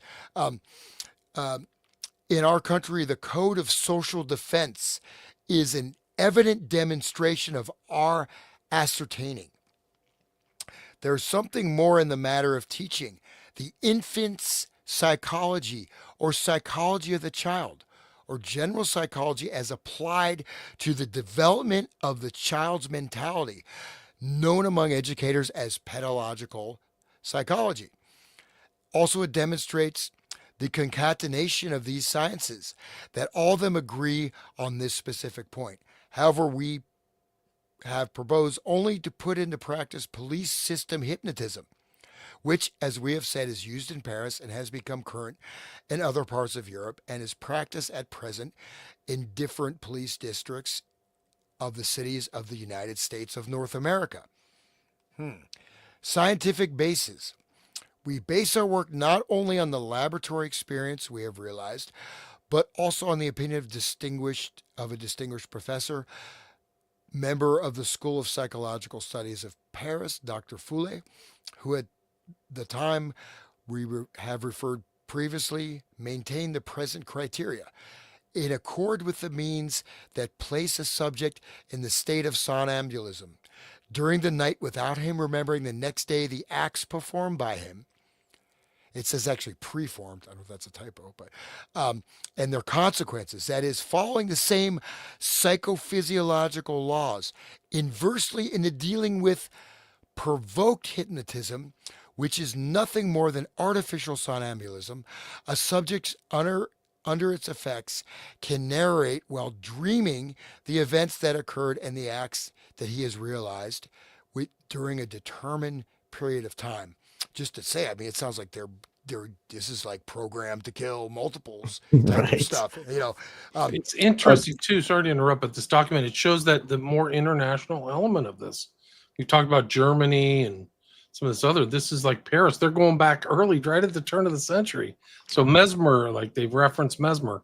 So as a historical document, like this document's something else. This particular but document. also notice this is from Washington D.C., right? Police chief of Washington yeah. D.C. They're writing in a very different linguistic style, right? They're writing the United States of North America. There's some embedded things in here in some of these codifications of social processes. It's what I mean. It seems like kind of almost a formal diplomatic language that's sort of this international state level that actually I haven't really encountered before personally, because he's writing to this police chief in Cuba, but it sounds like they're very involved in their own ways in Oh, hypnotism. it was said in the beginning it was translated from the Spanish. Oh, okay. It Uh, might be because of that. Sorry, uh, but I mean, it's a simple explanation. you shot Sorry. me You down. got all these, your conspiracy mind is going. But No, no, I but just when they there were is some talking stuff about there. this programming through somnambulism and the person not knowing when he wakes up, made me think again of the Cabinet of Dr. Caligari, that 1920s German silent film that you know it is the program to kill. Like the somnambula, the person would get up and sleepwalk and go kill and then go back to sleep and not know it killed. And the hypnotist was the evil, you know, crazy scientist that was the one directing him and telling him who to kill. I mean, it's interesting that it was in 1920s Germany, like right in the, right before all of these documents showed up. Yeah, no, no. I mean, obviously, there's a lot of weird diction and stuff like that, and you can tell it's translated. But there's like criminal matter, and there's some specific terms that would not. You know what I mean? Like, I don't go back through them. So, but even I mean, you're talking about fluid psychic energy being transferred into individuals. So that's pretty far out for the police chief of Yeah, Washington. You know, that's magic terms, right? yes, it is magic terms, and it's quite interesting. So I bet if you research this, you can find like you look at the city of London. I bet the city of London, when they write to Washington, the independent city state of Washington D.C., they're I'm just throwing it as a hypothesis. It Right. may just They be a have weird, different terminology, it right, may just right, be a I mean, there's certain like terms that are specific, right? right. And they Kind of may like how the United States is a company now, like ever since 1860 or something like that. It's not these United States of America, it's the United States, which is like a incorporated, right? That's a different kind of language, just like the legal term, like legalese of Black's law and all that, the stuff that William knows and studied. They're like positive it's school of penal right for the present codification of criminal matter that has had so many advances in the world at the present time. In our country, the Code of Social Defense. So I'm just saying, like, these are this. People talk about, you're signed, your, whatever your Social Security number is traded on the stock exchange. You talk about, we go into all the stuff of the law where this seems to be kind of connected with that, right? You don't have any rights. You are on maritime law, this kind of thing. That's what it brings to mind. I don't. right. I may not be correct on that, but That makes sense. Yeah. usually I'm correct, so I'll say that. And I'm What That's it why you brings to got to me, show me. what it brings to mind to me is all this earlier stuff is this weird statement by Hitler where he infamously said, I follow my course with the precision and security of a sleepwalker. Like it's such wow, a weird statement. wow. Like he's sleepwalking. He's not fully conscious of what he's doing. Like, wow, you're a sleepwalker? That's like the opposite of like, I actively thought everything out you know, and he did weird. I'm not saying that he was hypnotized or whatever. He's around Anderson. We know that. But like his decision making wasn't like he would like hesitate and wait to make decisions and do kind of like why aren't you going to make a decision? Like I haven't thought it out or it hasn't dawned on me yet. Like it's very kind of odd. Like let Kind of me like think about when George H.W. Bush was asked if he thought that George W. Bush was going to be a good president. He said, "Well, he has good people around him. Yeah, there you go. It's just like Hitler had the Hitler, crew, yeah. the whole Oh, like, yeah. yeah. I mean, it's just so he's very strange, like his relationship with his monsters that surrounded him and stuff like that. It's And just it almost seems like a dog whistle to say, "Yep, I am a somnambulist. I'm just sleepwalking here, guys. Follow me." He's the Pied Piper, right? And everybody goes and follows. Yeah, and they're yeah, no, implying they're talking about infant psychology. I mean, they're talking about right. educating people so they're not delinquents, and they're saying right there, development of child's mentality. I mean, so Right. they're talking about hypnotically conditioning children. Um, Right, at it, Public night school, anyone? without remembering the next day. Wow. Right. Wow, that The gets kid really comes dark. home. What did Yeah. you do today at school, son? I I don't don't know. know. Right. Oh, yeah, here we go. When delinquents go ahead, the next thing, the difficulties of the process is incredible. You got to read that. go ahead, William. I would just say difficulties of the process. Did you get done with that? The Uh, scientific basis? Where did you Um, finish up? where did I stop at? I think. I think Uh, I don't you think done. You said the last sentence because I remember you said psychophysiological laws. I don't know how okay. far you got Go in the ahead and read. dealing. You read it In the again. dealing for provoked hypnotism was nothing more than artificial somnambulism. A subject under its effects can narrate while dreaming the events that occurred. Can narrate while dreaming the effects that occurred, and the acts is realized during the determined period of time. That's just You can dream it. like when they even in the movies when they put a person to sleep, they say, "Oh, what did you see? Go back to this time," and then the person explains it all like they were there. They look around, they can explain it. It's like they're being in that memory Right. again. Well, Right. also though, I mean, television. You look at television and some of the earlier research done on it. Talks about how it puts you in sort of a waking dream state that can last for up to 2 weeks. So this Right. dream state, I think, is Right. really, really, really important. And I think this is a whole nother vein or direction. And again, the psychic, basically, they're using magical psychic fluid to resonate and thereby control the person from the inside out. And this is not, again, these are not a bunch of, dudes smoking weed, hanging out. Sorry, no Are you offense. sure? Maybe they are. Yeah. Okay. Dude, But so many of these like high level doctors and stuff are druggies. Like they're like right, yeah. using opium and doing all kinds of like William Joseph Bryan was like a full on hypodermic needle user, like just Mm. pumping himself full of stuff. So who knows what these guys are on, man. They usually have the access to the best stuff. Like freaking Freud was a full like you had like Kelly on your Yeah, show. he's Right, coke, right. massive coke. Massive pure Dude, coke he in his loved nose, like he yeah, loved go. cocaine, man. Yeah. I mean, all of his books were just friggin' coke trips. I mean, all the oh yeah, Oedipus complex. Yeah, man. I mean, He no, seriously, promoted it, yeah. he Like, loved it. I mean, yeah. he thought cocaine was like literally the greatest thing in the universe, pretty Wonder much. drug, But Who anyways, wouldn't? I mean, jeez. you're right. If you get pure coke like that, but But we were at But the something. difficulties of the process is incredible. When delinquents or subjects refuse to be submitted to the process, the police agents of Paris used pills, seals, or papers of pharmacological manufacture and prescribed by medical science, now very well known because of their effects, with which magnificent results were obtained. So this whole notion of the application of drugs to hypnotism, things like that, goes back to like turn of the century Paris. Also, I just remembered the television was developed in Germany in the 1920s, and it was people didn't have them individually in their homes. They had public viewing places. So it was just like the 2 Minutes Hate of 1984, where they were everybody watching the screen together. So it has the everybody's power to it, combined, and your group think, that whole thing.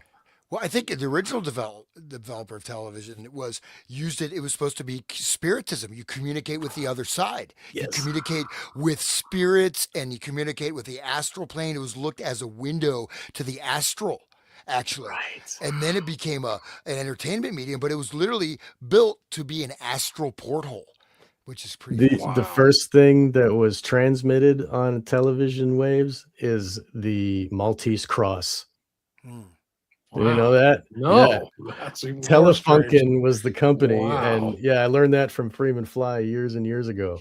Yeah, that was the first thing, transmitted through the airwaves to another Wow. receiver television was the Maltese cross. It was, low res, but that's the image they put They've been into at the work at this ether. stuff. The French and the Germans knew a lot of the stuff, maybe not as formalized as 1950s Dulles, but they were tinkering around with this stuff in Europe, man. There's no question about it. Do you want to continue or shall I? Sure. I can go ahead unless you're Okay. done. Okay. Capacity and sagacity of investigators and agents. Okay.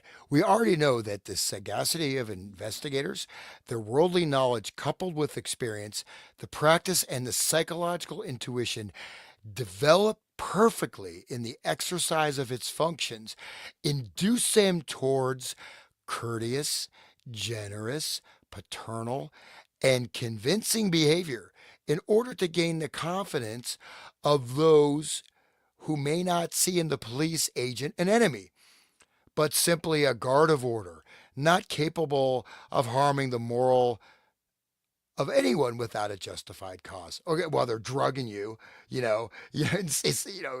um, they It's just a say consistent theme. This whole deception just uh, pervades all this stuff, man. they say this, supposing that in many cases the most rebellious will refuse, as is natural, as they did in France at the time of administering the medicine or the substance which is to serve as a basis for the development of the investigation. Especially in these cases, it is necessary to order them with ability to drink in some way the stimulant, removing thusly apparent difficulties, which are really of little importance, because if it had been important, it would be impossible to practice the process. And the truth is that the process is successfully practiced in certain parts of the United States. So they're drugging people Makes involuntarily and hypnotizing them. makes me Uh, think of the communion at a Catholic church, everybody has to drink and everybody has to eat the wafer. And what are they putting in there? Anyway, sorry. you can read the last paragraph if you want. All right. French school in law and medicine. Mm. Uh, because of our Latin condition and because of always having been inspired by the Cubans since remote times in French culture for the development of our scientific activities, specifically in law and medicine, we wish to briefly signify that in multiply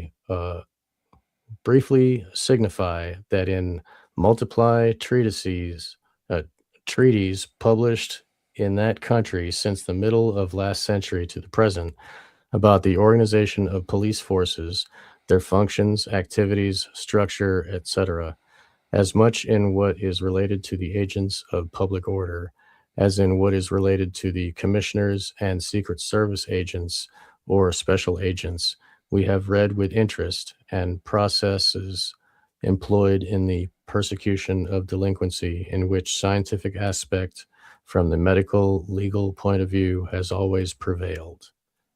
Havana, September 1942, signed blank, redacted.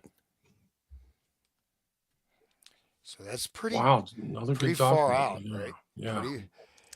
These are all so important because they're just tying into things people didn't know or maybe not aware of. The whole French thing. I'm not going to read the Espanol stuff. This one I, is I can't. investigation, hypnosis effects. I think this is what we just read was the translation of Oh, this right. particular document in 319. This is the original, right? Yeah, correct. I believe that's correct. Right. So I think we can go to 324 is what I think is Yeah, after the Spanish. yeah. That's Um, it's kind of interesting, but it's basically they're investigating a murder and hiring a hypnotist. So it's not quite. I mean, I guess it's okay. It's let's kind. just move forward. Yeah. It's a letter dated. This is the other hypnosis and the investigation, 1948. So we've kind of bounced past this Some stuff. missing years. Some missing Yeah, years. Esterbrook's published, for people who don't know. I think Man, the Mechanical Misfit was published in 41. I couldn't find that book too. It's really tough to find that. Yeah, I tried. We spoke I about tried that. Yeah, I tried to find it too. Nobody sent me an email too. I sent out a request last show. Nobody sent me anything. So This um one is interesting. So I think, yeah. yeah, you want to do this one? This is pretty much a 3-pager, and we can ramp it up. Do you think this is Esther books? Um, This 3-pager? I don't know. I don't think so. I don't have to read. Do you want to Whoever wants to read, I will read Sean, if you guys don't want to. or who wants to? You're He's muted, muted. Sean. We're Sean, you're at stuck. 144, by Sorry, the way. sorry. Sorry. So we're at We're good. 144. Oh, Han right. said he Yeah. has a hard stop at 2 hours, so we got Yeah, we 15 can't minutes. do another 3 pages, Hans. Oh, we can do it. We'll do it. It's Okay, it's your It's okay. rules. I'm the one who's going to be sleeping outside in the tent. In Okay. the doghouse. We'll try to go Literally- fast, but after this, we'll cut it after this. Yeah, right? but this Okay. is a pretty cool one. Yeah. Okay. So this is 327, right? I have it 327. That's correct. Okay. Mr. J. Edgar Hoover, Director. Dear Mr. Hoover, personal. This letter is to call to your attention the most urgent need for better prevention and suppression of the practice and teaching of hypnotism in this country. This evil practice appears to be spreading alarmingly as a result of the favorable publicity that has been foisted on the public in recent years. Its apparently wide use in psychiatry, in the armed forces, etc. As one who has, during the past 2.5 years, seen his wife nearly die, and perhaps her whole life and the life of her family blighted by this dread thing, I would like to urge upon you the need for as near total suppression of this form of crime as is possible. This is great wording here. Since this horrible thing has come to my family, I have studied everything I could find on the subject and quietly made inquiry into the matter wherever possible, and basing my opinions not upon my home experience, but solely upon competent authors and others interested, find the following. 1. A great many medical schools, dental schools, chiropractic schools, etc., teach it as a subject. This is told by men who instruct in it themselves, and I have been told by 2 members of the chiropractic school at Los Angeles that there is a doctor there who teaches it. One of them has taken it himself. 2. Psychiatrists apparently may be divided into 2 classes. Those who practice it and defend it, and those who know very little about it. I took my wife to a well-known psychiatrist in Los Angeles, who told us he had many patients who assured him they had been hypnotized, but that he didn't believe it. He also admitted that he knew very little about the subject and considered hypnotism only as a sleep-inducing system, the same as hypnotic drugs. So the public has very little, if any, protection from the I think from it the says AMA, AMA, which is the American Medical Association. right, or any of the medical profession. 3. A number of articles have appeared in recent years in popular magazines of slick paper quality, telling the fine things that can be done with hypnotism. All of them assure the reader that no one can make a hypnotized person do anything against his moral code, and cite the stage hypnotist's demonstration of this. However, this is a lie. As any competent authority on the subject will admit, Estabrook of Colgate University states in his Hypnotism, 1943, that all researchers on the subject, both here and in Germany, agree that hypnotism is successfully used in sex offenses. Science Newsletter, Washington, D.C., for April 19, 1947, reports on page 245 that Army experiments conducted by Dr. John G. Watkins positively prove that hypnosis causes one to act under an induced hallucination, that he does not feel he is violating his own conscience in doing the will of the control. One former hypnotist explains the stage trick as follows. And real quick, think about Sirhan Sirhan. When he was pulling the trigger, he thought he was at the gun range, and that's not against his moral, code to be at a gun range. But in reality, he was amongst a bunch of people. Okay, so anyway, one former hypnotist explains the stage trick as follows. The control gives the hypnotized subject a knife and tells him to kill that man in the front row. Now, this is just like the opening scene of Manchurian Candidate when the lead character is made to kill his friend in front of everybody. Wow, amazing. The subject advances menacingly, but at the last moment turns and comes back to the stage. This proves nothing except that the subject obeyed the wishes, not the words, of the control. I have been amazed to find that some of my innermost thoughts were known to persons under my control at the time. Naturally, if the subject really did knife the man in the front row, the control would be in trouble. So, for the purpose of this demonstration, he wishes the subject to advance only so far and then return. 4. There has at times been severe penalties. Sorry, guys. I'll start again.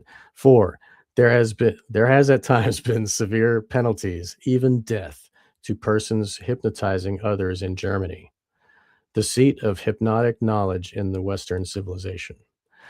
There appears to be a similar need here instead of the ungoverned use, and praise it is now being accorded by segments of the medical profession and others. This should, if possible, apply to post hypnotic suggestions also, which of course is difficult, but the whole practice should be outlawed and watched carefully. Occasionally, we see of someone being convicted for moral offenses under hypnosis, but no doubt thousands of others are also victims. Indeed, it hardly seems possible that any really expert hypnotist does not take at least occasional advantage of others sexually and financially, since it involves absolutely no risk under our present laws. Recently, the Los Angeles papers were full of a case where a young man was running some kind of farm near Whittier, California, at which lived a number of husbands and wives. It turned out, according to their testimony, that the husbands worked and supported the colony and its head, and meanwhile left off all cohabitation with their wives, while the head of the colony used the wives as he saw fit and had a number of children from them. To anyone who has had hypnotism in his family, the secret of this young man's success is no secret at all. He was really an expert. 5. In the Popular Science and Popular Mechanics magazines, there are a number of advertisements for instruction in hypnotism. It is doubtful if anyone could very often get to be an expert by mail, for Professor Estabrooks declares the chief requirement to becoming an expert hypnotist is to want to badly enough. Incidentally, though, one of the chief claims of the hypnotist institutes is that they will tell you how to fix it so that you can never be hypnotized. This is done by having a friend hypnotize you and give you a post-hypnotic suggestion to never let anyone hypnotize you again. If hypnotism is so good, why do hypnotists consider the ability to keep from being hypnotized so valuable? It was our family physician who hypnotized my wife. I am not in doubt of this, for I have much proof. However, I make no accusations to you by name, nor did I at the time, nor to outsiders, because we have no proof that is legal, of course, and so we had no legal recourse. Also, my wife watched me carefully that I did not tell anyone or try to harm him, and I believe if anything had happened to him, she would have died. I had no intention of harming him, for it would accomplish nothing but harm to my family and children, and is against my Christian principles. However, my wife was at the point of death for nearly a year, resisting the post hypnotic suggestions. He arranged twice to increase them when he met her. And for some months, we were able to determine what was wrong with her, since at the time we knew nothing of hypnotism except that it could put people to sleep. My wife was a very strong natured person and would have died rather than to violate her Christian principles. And for a long time, it seemed that this would happen. I have seen enough outside of my family's testimony and my observation of her to know exactly whereof I speak. And about 2 years ago, I accused the doctor to his face, and he, by his actions, confirmed what I was already sure of. The whole thing clouds our family because my wife is unable to concentrate on monetary or outside our household affairs as much as she used to. Her face is strained, and our children have suffered she somewhat from the mother love she gave them before. Estabrook declares that a post hypnotic suggestion for 10 years later has been given and carried out at the exact time, and that students given minor suggestions to resist can think of nothing else until they carry them out, being unable to study, etc. One other authority declares a hypnotist may have 1,000 subjects going about their daily business, but under his control and at his beck and call. My wife was young, beautiful woman, full of ambition, energy, and life before this happened. Now she looks 20 years older from the strain of resisting the suggestion. Is it any wonder that I urge upon you the necessity of general suppression of hypnosis in all its forms? As one authority states, anything that can bind a human will and intrude another will upon it is slavery. That sentence needs to be repeated. Anything that can bind a human will and intrude another will upon it is slavery. And that's, if you look at the definition of magic by Aleister Crowley, that's about the same sentence, pretty much. I know your bureau has no doubt done much on this line, but hypnosis is wearing a new badge of respectability that will enable it to enslave increasing thousands in this free country. Please consider this need to make recommendations to the lawmakers of our land. Sincerely yours, redacted. So I thought that's pretty intense. Big words. And it's he's giving a lot of examples, and then of course we're seeing with the the letter from the Washington police chief. I mean, they're hypnotizing children. If you're not going to be hypnotized, we're going to drug you. We'll make you somnambulist actions without your knowledge. I mean, you see this post hypnotic suggestions. I mean, really destroying people's lives, and you it makes you wonder: are there people that just maybe in daily walks of life that we know or have encountered that have been had some kind of hypnotic suggestion that screwed their whole lives up and they're not aware of it? So I thought that was quite powerful and kind of tragic too. But I mean, you see these different examples, and also that I mean, the level of respectability of hypnotism is even greater now than it was back then. I mean, these guys like Erickson, were formed as this, hypnotherapy. You know, Right. I'll Right. be the one doing the therapy, right? Yeah, he'll be the one. It's though the abuse is there in this document, so it's a third party mentioning Estabrooks over and over. Um, the post hypnotic suggestions driving him crazy, and the notion of like the stable that Estabrooks talks about. This guy had 1,000 stay. I don't know if this guy's exaggerating or not, but he's just saying he has people under his control. and that so the notion of a mind controlled slave isn't, as I mean, according to some of the principles like that, it's not outside of the realm of possibility. Right.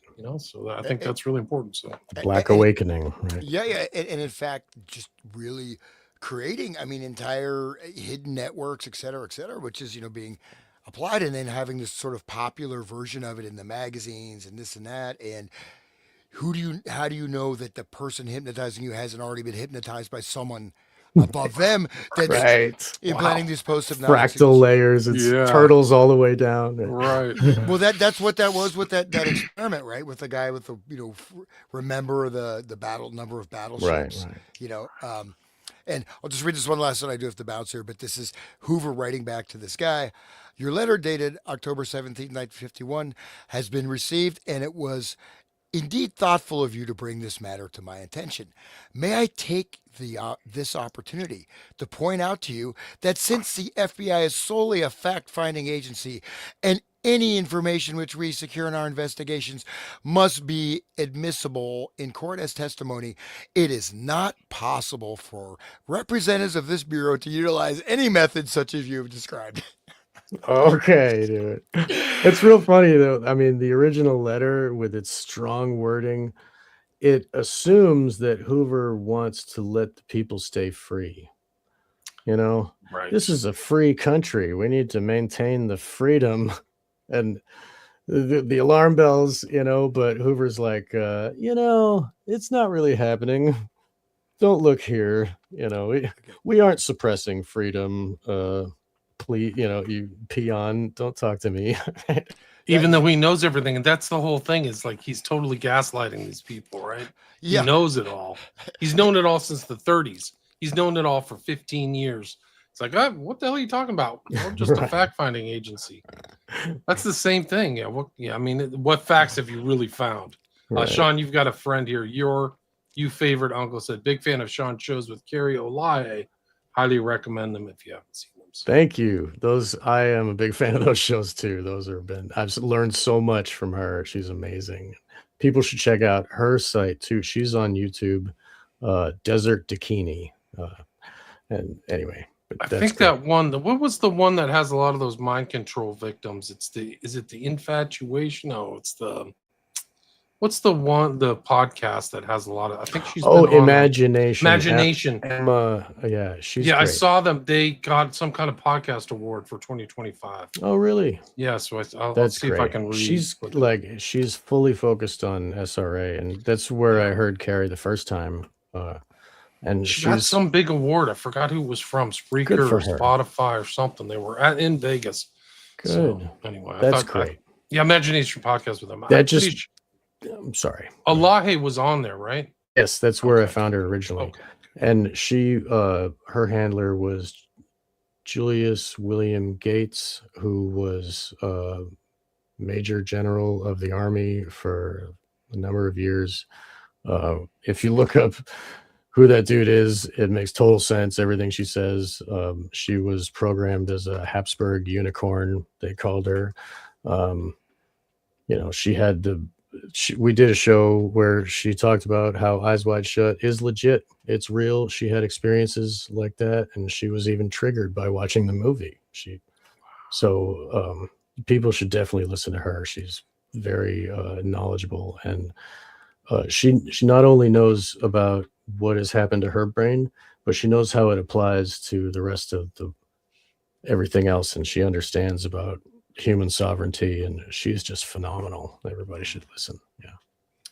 I know, Hans, you got to wrap it up, so maybe we can make final statements, or you guys add up. Okay. Yeah, absolutely. The 2-hour mark. Yeah, we're right on time here. Thank you, guys. I think that was very telling and powerful statement. And again, we see the threads of this going back, and we see potential for quite powerful outcomes. I mean, tremendous outcomes. And I'll tell you the truth, I didn't really think hypnosis as being, you think of, all the mind control, the traumatic induced this and that, but it looks like hypnosis is really central. Right. And a lot of this stuff, I think the basis of even some of the SRA stuff could have come from this period, right? Yes, yes. Right. And there's a whole missing chunk during World War II. So who knows what's in that, right? So that's all. That's nothing. Right. They just dropped out of that. But yeah, so thank you guys again, William and Sean. Check out I'm on BitChute, Rumble, Odyssey, Spotify, and YouTube. The Resonant State. So please check it out. Please subscribe, and that's it. Thank you guys, and we'll just continue Yeah, forward. another great show. Thanks everybody for listening. We had about 180 listeners, so please Awesome. share the show and go check out Wake the Dead, Resonant State, or William Ramsey Investigates. Anything you'd like to add, Sean? Just for people to listen to and check out your work, and you've got years of, like you've got thousands of podcasts out there, and it's just the old shows are still relevant, and so people that don't know of you should, I don't know who doesn't, but people should check out your stuff on WilliamRamseyInvestigates.com and read your books too. And you've been a fount of information for many years, and we're so glad to have you as a guest. Thanks, I Thank appreciate you. it. Also, like a lot of overlapping stuff. The Black Awakening. I did stuff Right. with Russ Dizdar. Did the Hannuson show. So things that you can learn. I really want to get into kind of French mesmerism now, but that's other shows like that. But until next time, thanks everybody. Thanks for having me again, Sean and Hans. Keep your animal fluid protected from through that's magnetic influence. Yeah, really. Pretty far out, man. Get that Faraday house, get the Faraday box, get the Faraday bag. Keep yourself protected, people. You don't know what's coming through your phone. Who knows? Just get your friend to hypnotize you and make you not hypnotizable first. There you go. Just go have a group hypnosis session with all your friends. Yeah, maybe that'll be our service. Like, we will hypnose you to be unhypnotizable. Right. Pay us $1,000. Trust We never us, lie. We right. never learn anything about lying from Estabrook. Right. Well, He was totally up and up. But I mean, just that example of that the criminal case where the guy literally has a harem of all these other guys' wives. The other guys are working like his slaves. He's sleeping with their wives. They don't sleep with their wives, and they're the guys. He was an expert. That's what they said. But I mean, that you don't think, is that against your will or not? Probably against my will, against anybody's will. Right. So obviously they're downplaying it, but of course they're thinking Herbert Hoover, all-American guy. No hypnotism here. No. Yeah, no. I mean, the front he presented is really something else. They knew a lot more, according to this document. He knew a lot more over time too. Like, incredible. He had to know. I mean, these guys, when they saw things happen in the public, they know what's going on. That's the whole thing. They just don't tell anybody in the public. It's like a secret knowledge. They kept a secret society. Whatever. His daddy, J. Edgar Hoover's daddy, is like a 33rd degree Mason too. So you see that Mason and Masonic. I don't know about Erickson, but Estabrook's 32nd degree. So it's another kind of scary aspect to it all. Yeah. All right, guys. Till next time. That's episode 14. Thanks for listening, everybody. Anything else you guys want to add? Anything else? We love you, listeners. Thank you for listening. Yeah, thanks, everybody.